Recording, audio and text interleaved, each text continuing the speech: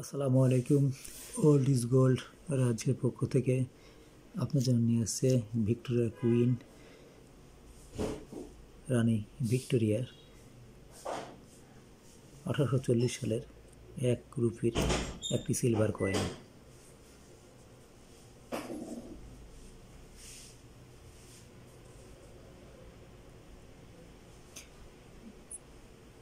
East India company 1840 সাল 1 rupee.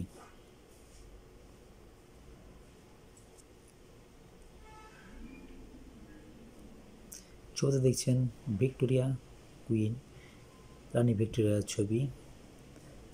রানী ভিক্টোরিয়ার শাসন আমল ছিল 1840 থেকে 1901 সাল।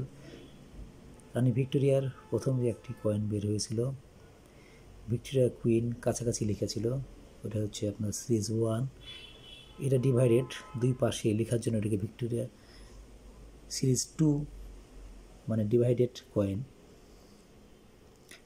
পয়সাটি 1850 থেকে 1860 এই 10 বছর এই পয়সাটি প্রিন্ট করা হয় এবং একটাই সব সাল দেওয়া হয় আপনার ফ্রোজেন ইয়ার হিসাবে 1840। মুদ্রাটি 1 ভরি 11.66 গ্রাম ওজন।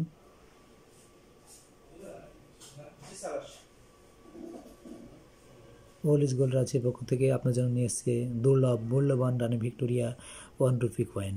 আপনারা দেখছেন 1 রুপি কয়েন। আপনাদের অনুরোধ, আমার চ্যানেলটি লাইক করবেন, কমেন্টসের মধ্যে জানতে চাইবেন, চ্যানেলটি সাবস্ক্রাইব করবেন এবং ভালো লাগলে অবশ্যই শেয়ার করবেন। যারা আমার চ্যানেলটি দেখেছেন তাদেরকে ধন্যবাদ, যারা দেখেন নাই তাদের জন্য আমার চেষ্টা।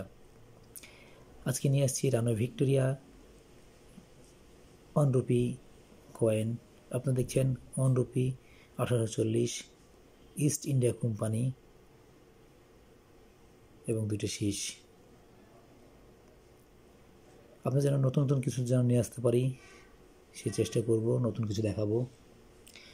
আমার চ্যানেলটি ভালোবেসে আমার চ্যানেলটি বেশি বেশি দেখবেন, শেয়ার করবেন। আপনারা দেখছেন 1840 সালের তথা সেই সময়ের রানী ভিক্টোরিয়ার 1 রুপির একটি কয়েন।